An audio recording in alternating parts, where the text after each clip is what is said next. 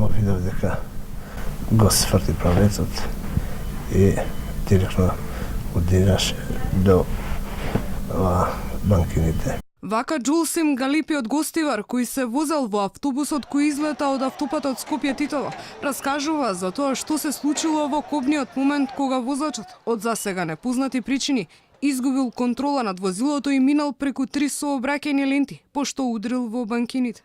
Чкрипењето на тркалата и ударот во банкините му се врежани во сеќавањето. Вели не слушнал дали претходно пукнала гума и дека е среќен што е помеѓу преживеаните.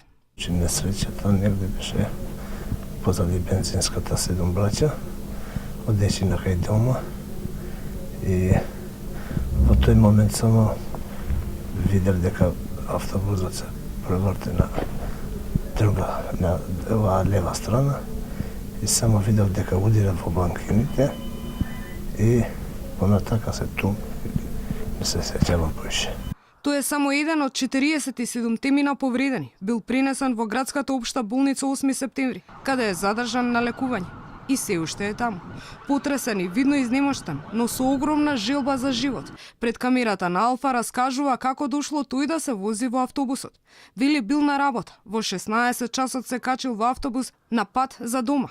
Пат кој го минува цели 14 години. Од и толку време работи во Скопје, а живее во Гостивар. Јас во овие 14 години што работам во Скопје, ви реков 13 години патувам со кола. Сега 2-3 недели веќе сум почнал со автобус и не се случи тоа. Джулсим Галипи е татко на 2 деца. Се надева дека брзо ќе закрепне за да може да се врати дома кај своите најмили. И се надева дека судбина како неговата никој нема да дочека.